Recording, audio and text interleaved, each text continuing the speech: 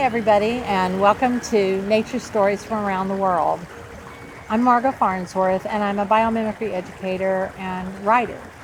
And I've worked with the Biomimicry Institute for the better part of 10 years and worked as a judge in their International Design Challenge.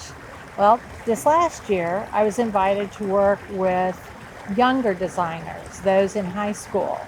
And it was so impressive to see the ideas that they came up with, and particularly the prototyping they did.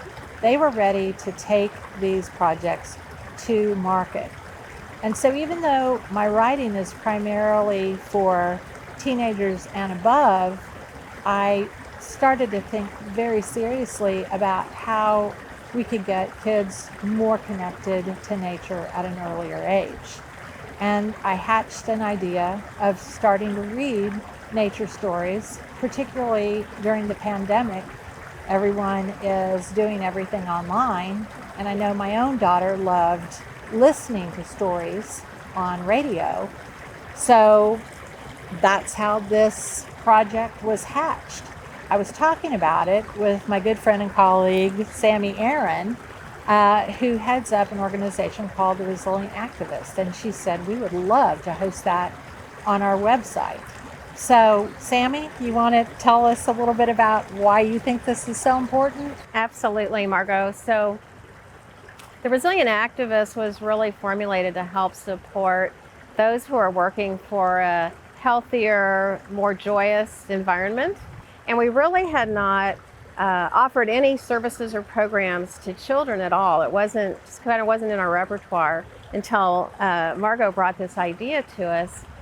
All of our teachings that we do focus around what we call the 5 essentials for a resilient world. And they are reconnect to nature, respect all life, regreen the planet, replenish our resources, and revamp our spending. And every aspect of that falls into the biomimicry realm. And to think that we can offer this idea, this concept, to very young children through the joy of reading, I'm just delighted that we're able to be part of this, and happy that Margo and I connected to be able to make this happen. Some of the stories you'll read along with us are absolutely biomimicry books about biomimicry, but others will just introduce you to different animals and their habits, their ways of behaving, and their ways of seeking out the different elements of habitat that they need, whether food, water, shelter, or space. So thanks for coming along on the journey with us.